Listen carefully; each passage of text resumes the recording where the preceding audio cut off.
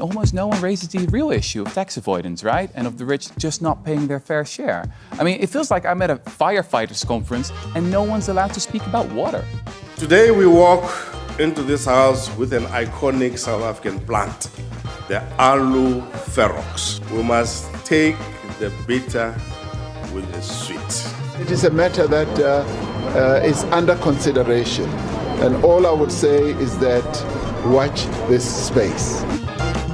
Welcome to this week's episode of the SA Money Report.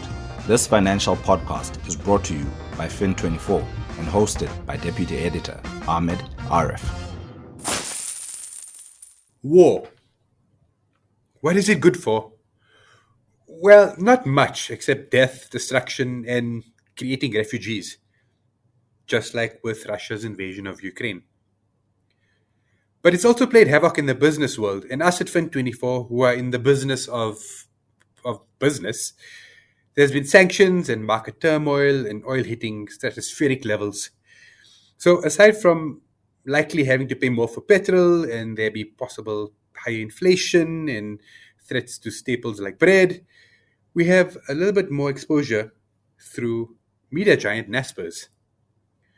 So Fin24, you may or may not know, is a subsidiary of Media24, which is part of Naspers. So essentially, Big Daddy Naspers has some problems in Mother Russia. Helping us through the SA Money Report version of Business Couples Therapy is series regular Fin24 investigative journalist Jan Crony. Hi there, Jan. So let's start with the VK Group and VKontakte. What is this company and what does it do exactly? Hi, Ahmed. VK is a Russian internet company. Now, it's not really well known in South Africa, but in Russia and in some former Soviet states, its products are extremely popular. And Ahmed, the jewel in its crown is a social network called VKontakte, also sometimes referred to as VK. So you have VK, the company, and you have VK, the social network. So I'll refer to the social network as VKontakte, and you can think of it as a kind of Russian Facebook. And in fact, it's more popular than Facebook in Russia, Belarus, and some other countries, and claims to have over 100 million daily active users. Unlike China, Facebook is not actually banned in Russia. It's just that VKontakte rules the roost there, one of the few places in the world where Facebook is not the social media king. Yeah, and so you wrote this week about the CEO of VK. What's happened to him in the wake of Russia's invasion of Ukraine, and why? Last week the US Treasury sanctioned the head of VK, called Vladimir Kiriyenko. Now, this in and of itself is newsworthy. It's akin to Russia placing sanctions on the head of Google or Facebook. But there's a South African angle you mentioned in your intro, which I guess we'll get to in a bit too. Kiriyenko has not been at VK long. In fact, he was only named its CEO last year. From what I can tell, little historical association with the group, and looks to have been more or less parachuted into the leadership position based on who he is. And who he is, Ahmed, is the son of Sergei Kiriyenko, a close Putin ally, who is the Russian president's first deputy chief of staff. Now, the senior Kiriyenko seems to be a bigger fish than junior, in that he's been at Putin's side for many years, and in fact was already sanctioned by the US and the EU for his alleged involvement in the poisoning of Russian opposition leader Alexei Navalny. But in any case, it's his son, Vladimir, that we're interested in. And it is Vladimir, together with his father, who've been sanctioned by the US. We contact the VK group, to try and get their take on the sanctions against Vladimir, what it means for the company and things like that. But we've heard nothing back yet. And I should say that it's Vladimir himself who's been sanctioned, not the group. So yeah, and as we've both alluded to here, intertwined in all of this is Naspers and its internet arm process. How is our big parent company involved in VK? Right, so this has been quite a roundabout way to get to the local angle.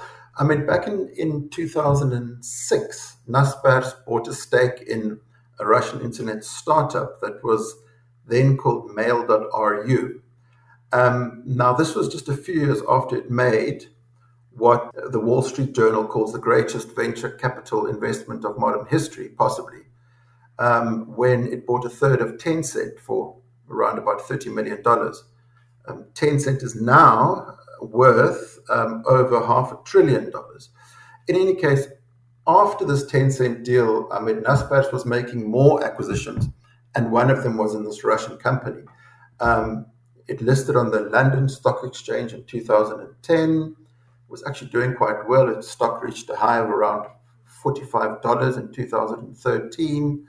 And it's this company that was formerly known as Mail.ru, which is now known as VK. Prosus owns just a little over 25% of VK directly, although its voting share is lower. It's got a dual class share structure. One Prosus director also sits on VK's board, and from what I can surmise, two other directors of VK at least have some kind of links to Naspers and Prosus. So of course, we asked Prosus, well, what's its take on this? What is it? Is it going to disinvest? What are its plans for VK in light of calls by Ukrainian officials for international companies to disinvest from Russia? Now, Prosus really didn't say much about what it plans to do with its stake. And I'll just read the quote here. It said, "We hold a minority stake in VK, which is publicly listed on the London Stock Exchange. VK is controlled and run in Russia," and that's it. Legally, it may be constrained about what it can say at all. I don't know if that played a part in its response, but if it told me, let's say it wanted to invest, I would then have a quite juicy insider information until I published the article, which is illegal. We just have to keep that at the back of our minds. But if it did exit VK now, it would be quite a terrible time to do so in terms of VK's share price. It's plunged by over 80% in the past few days and is now trading at under $1. So Prosus would be looking at a big loss. Yeah. So we've talked about VK, but it's also worth mentioning that Naspers is also exposed through its classified ads business, Avito, in Russia. So to bring us home in all of this, as a comparison, what have other big companies been doing in response to Russia's invasion of Ukraine? We have mentioned now that Naspers isn't really saying much and isn't doing much yet. They've been moved by moves by some international companies, like particularly in the oil sector, where Russia gets lots of its foreign direct investment from, like BP and Shell, to disinvest from their Russian assets, or at least exit agreements that they had with Russian oil firms. They've also been called by big global pension funds to disinvest. Disinvestment can, however, take a long time. Russia, meanwhile, Ahmed has referred to this as a type of anti-Russian hysteria. And in fact, there've been talks in Russia about putting a ban on foreign companies selling their Russian assets. I don't believe anything has come of that yet, though. We'll have to see.